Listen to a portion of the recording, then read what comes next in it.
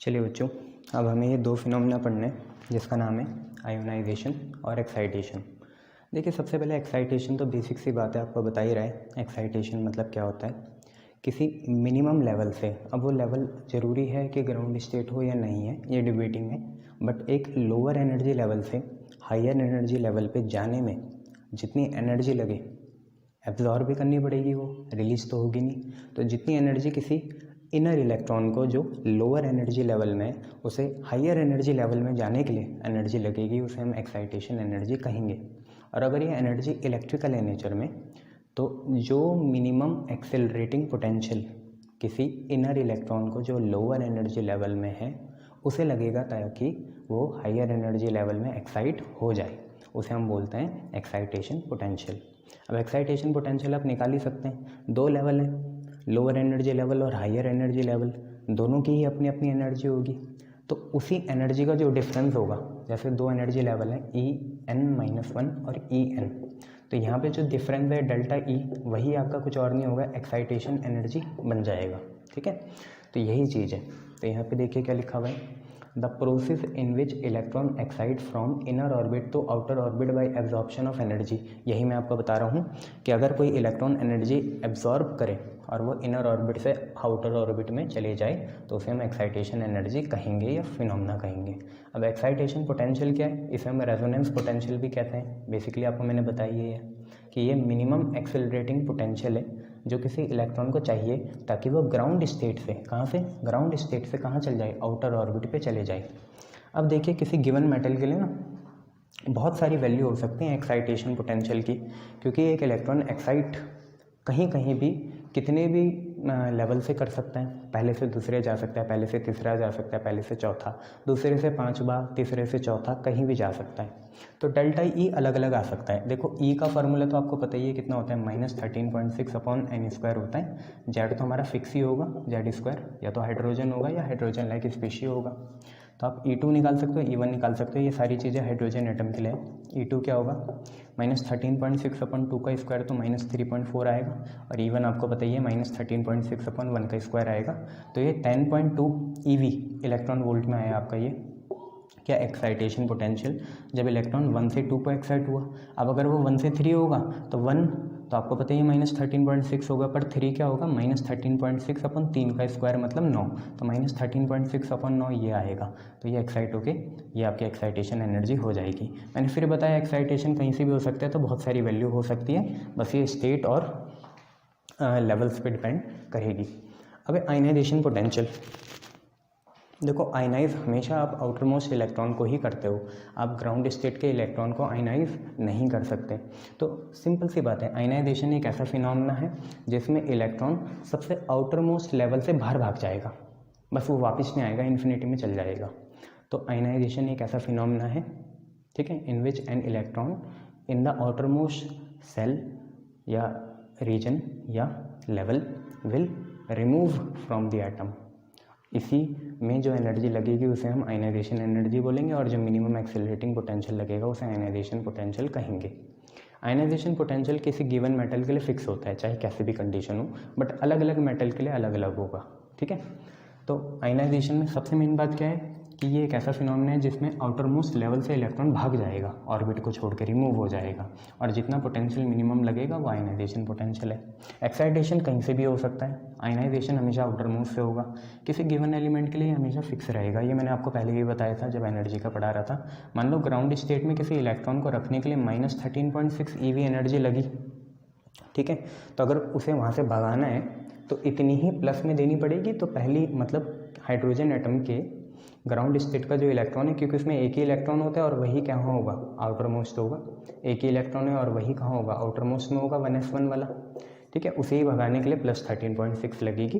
तो एक्साइटेशन और आयनाइजेशन बार बार पढ़ना समझ में आ जाएगा। मेन पॉइंट यह है, एक्साइटेशन कहीं से भी हो सकता है, बट आयनाइजेशन हमेशा ग्राउंड स्टेट से ही, सॉरी, आयनाइजेशन हमेशा आउटरमोस्ट स्टेट से ही होगा। आयनाइजेशन किसी गिवन एलिमेंट के लिए हमेशा फिक्स रहेगा।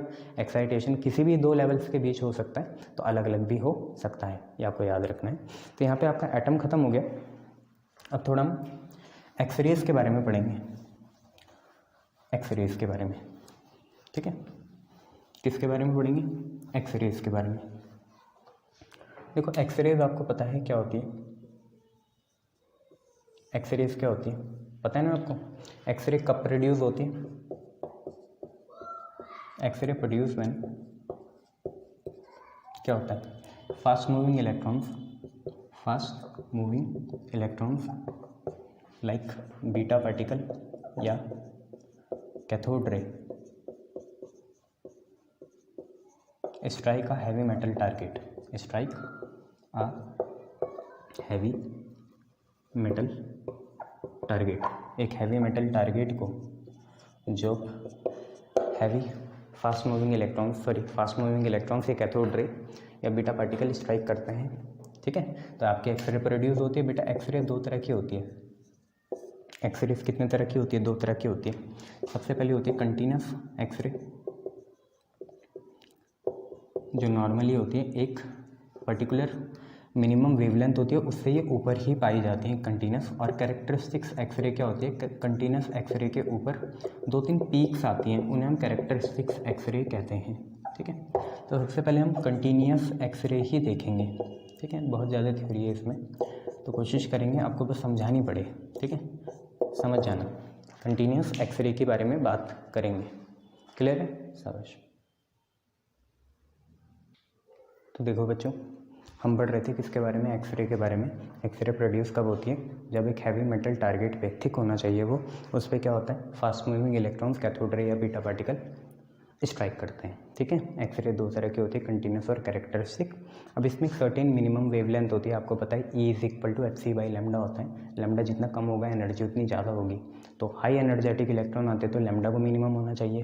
तो सबसे पहले हम पे यहाँ पे दो तरह की एक्सरेज होती है, कंटिन्यूस और कैरेक्टरिस्टिक्स। लिखने को बहुत था तो मैंने पहले लिख रखा है, आप लोग समझ जाना। देखो कंटिन्यूस एक्सरे स्पेक्ट्रम, एक स्पेक्ट्रम बनता है, बैंड बनता है। इसमें सारी वो वेवलेंथ आएंगी जो सर्टेन मिनिमम वेवलेंथ, जो कि हमारा लैम्डा मिनिमम है, उससे लार्ज हो। क्या हो, लार्ज हो। लैम्डा मिनिमम मतलब क्या होगा, एनर्जी हाई होगी। तो हाईएस्ट एनर्जी से के बराबर या उससे थोड़ी कम जितनी भी वेवलेंथ है एक्सरेज की, वो जहाँ आएंगे उसे बोलते हैं हम कंटिन्यूस स्पेक्ट्रम। जैसे ये देखो लैम्डा मिनिमम बन रखा है और यहाँ पे मैंने इंटेंसिटी ले रखी है। तो देखो अलग अलग कैथोड पोटेंशियल के लिए, जैसे 50 किलोवोल्ट, 40 किलोवोल्ट और 30 किलोवोल्ट के लिए अलग अलग हमारे स्पेक्ट्रम बन रहे हैं, कंटिन्यूस का है, ठीक है। तो कंटिन्यूस एक्सरे स्पेक्ट्रम में सारी वो एक्सरेज की वेवलेंथ आएंगी जो लैम्डा मिनिमम या एनर्जी हाईएस्ट से क्या है, लार्जर है, ठीक है, याद रखना। अब यहाँ पे 2-3 बातें हैं कि कंटिन्यूस स्पेक्ट्रम की जो एक्सरेज हैं उसकी इंटेंसिटी टारगेट मटेरियल के नेचर पे डिपेंड नहीं करती।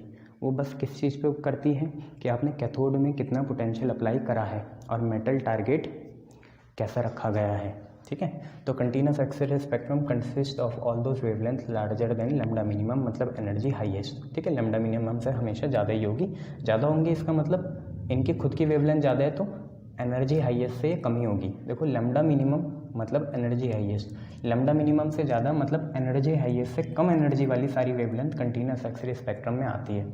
यहाँ इंटेंसिटी जो है हमारी एक्सरेज की वो किस किस पे डिपेंड करती है। तो मैंने आपको बताया था कैथोड का जो पोटेंशियल है उस पर डिपेंड करेगी वोल्टेज पे, और एक्सरे ट्यूब का जो टारगेट है, ठीक है, उसके पोटेंशियल पे डिपेंड करेगी, ठीक है। बट ये नेचर पे डिपेंड नहीं करती। किस पे डिपेंड नहीं करती, नेचर पे। किसका nature, nature of material of target का मटेरियल कैसा है, लकड़ी है, लोहा है, उस पर डिपेंड नहीं करेगी, ठीक है। एक तो कैथोड पोटेंशियल पे करेगी और एक्सरे ट्यूब का टारगेट क्या है उसके पोटेंशियल पे करेगी। ये दोनों चीज़ें आपको याद रखनी है, ठीक है। 2-3 बातें याद रखना है। कंटिन्यूस में क्या है, लैम्डा मिनिमम से ज़्यादा वेवलेंथ वाली सारी आ जाएंगी यहाँ पे। इंटेंसिटी वोल्टेजेस पे डिपेंड करेगी कैथोड के और एक्सरे टारगेट ट्यूब के। और लैम्डा मिनिमम मतलब एनर्जी हाईएस्ट, तो लोएस्ट एनर्जी वाली मतलब इस हाईएस्ट एनर्जी से कम एनर्जी वाली और इस लैम्डा मिनिमम से ज़्यादा वेवलेंथ वाली सारी यहाँ पे आएंगी, ठीक है। ये मैंने आपको दिखा रखा है, अलग अलग पोटेंशियल में, कैथोड पोटेंशियल में अलग अलग स्पेक्ट्रम बने हैं।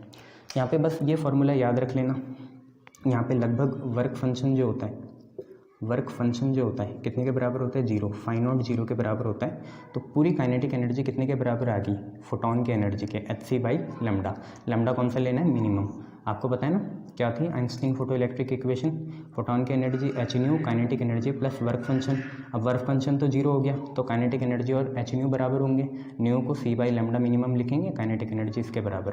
काइनेटिक एनर्जी एनर्जेटिक इलेक्ट्रॉन की, स्कैटरिंग वाला फिनोमेना है नहीं यहाँ पे। अब देखिए जरा आप इसके बाद कंटिन्यूस के बाद कैरेक्टरिस्टिक्स एक्सरे। चलिए बच्चों देखो, अब हमें पढ़ना है characteristics x ray spectrum.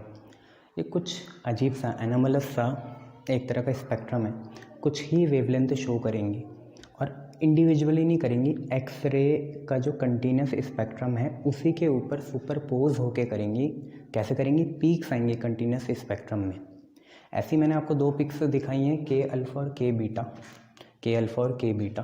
But main बात क्या है, ऐसी एल अल्फ़ा और एल बीटा भी बन सकती है। ये डायग्राम देखना है, ये कंटिन्यूस स्पेक्ट्रम है, इस पर पीक्स आ रही हैं, ठीक है। अभी तक मैंने आपको क्या बोला, ये कुछ ही पर्टिकुलर वेवलेंथ दिखाएंगी और इंडिविजुअली नहीं दिखाएंगी, कंटिन्यूस एक्सरे स्पेक्ट्रम के ऊपर ही सुपरपोज होंगी ये पीक्स की फॉर्म में, ठीक है। अब सबसे मेन बात क्या है, जैसे कंटिन्यूस एक्सरे स्पेक्ट्रम में जो हमारी इंटेंसिटी थी, जितनी भी वेवलेंथ लैम्डा मिनिमम से ज़्यादा थी कंटिन्यूस एक्सरे स्पेक्ट्रम में, वो किसके स्टेज पे डिपेंड कर रही थी, पोटेंशियल्स पे कर रही थी। किसके, कैथोड रे के और टारगेट मेटल के, वो नेचर पे नहीं डिपेंड कर रही थी। ये वाली चीज़, ये वाली जो होंगी कैरेक्टरिस्टिक्स एक्सरे स्पेक्ट्रम की जो वेवलेंथ होगी, ये विशेषता ही इसकी है, ये टारगेट मटेरियल की ही कैरेक्टरिस्टिक प्रॉपर्टी है। जबकि वो नहीं थी कंटिन्यूस वाली, वो सिर्फ पोटेंशियल पे डिपेंड कर रही थी कैथोड के और टारगेट मेटल ट्यूब के। यहाँ पे क्या है, ये टारगेट मटेरियल की ही कैरेक्टरिस्टिक्स है, नेचर पे डिपेंड कर रही है। मैं आपको रीज़न बताता हूँ ये होता क्यों है।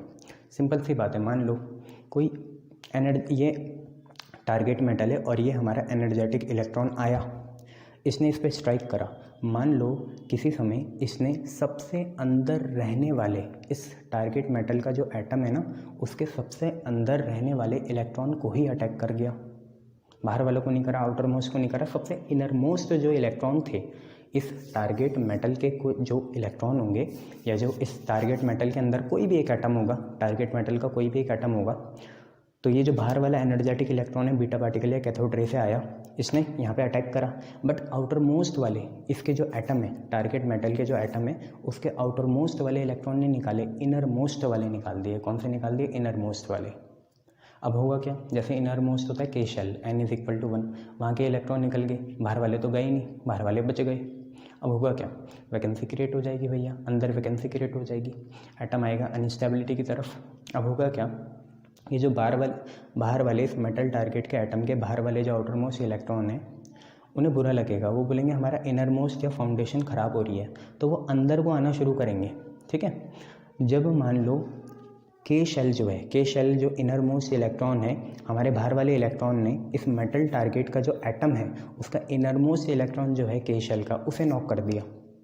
अब उस वैकेंसी को भरने के लिए इसी टारगेट मेटल के एटम का आउटर मोस्ट इलेक्ट्रॉन आए। मान लो n को भरने के लिए अगर के शेल का आया, कौन सा आया, के शेल का, n के इलेक्ट्रॉन जो है इनर मोस्ट, उसकी वैकेंसी को फिल करने के लिए उसी एटम के शेल को, इनर मोस्ट इलेक्ट्रॉन को फिल करने के लिए मान लो L का आया, किसका आया, L का, तो वो जब आएगा तो एनर्जी एब्जॉर्ब करेगा या रेडिएट करेगा, खुद बताओ। वो हाई में है, हाई से अंदर आ रहा है लो की तरफ, तो एनर्जी रेडिएट करेगा फोटॉन्स के फॉर्म में।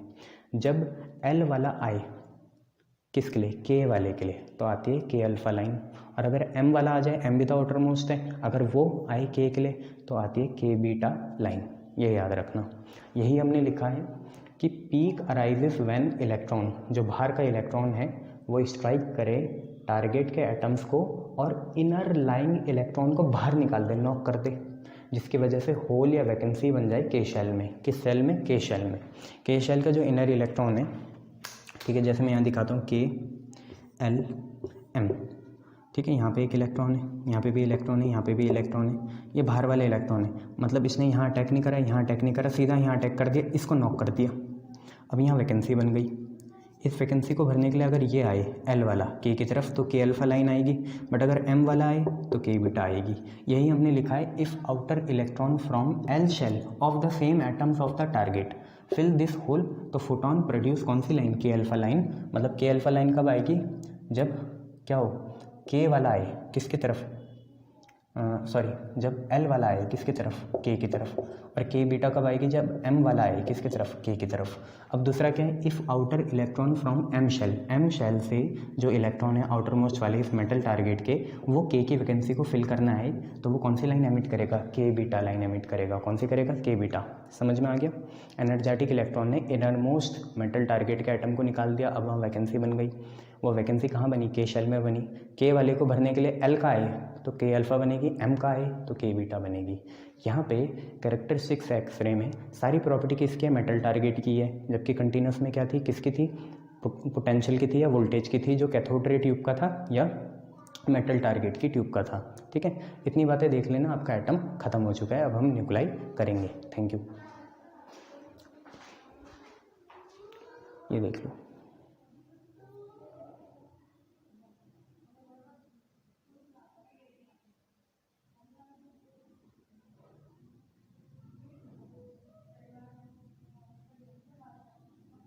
कैरेक्टरिस्टिक्स और कंटिन्यूस ठीक से देख लेना। के अल्फ़ा कब आएगी, जब इनर मोस्ट के का जो इलेक्ट्रॉन है उसे उसके होल को भरने के लिए कहाँ का है, एल का है, और अगर एम का आ जाए तो क्या होगा, के बीटा लाइन बनेगी। ठीक है, शाबाश।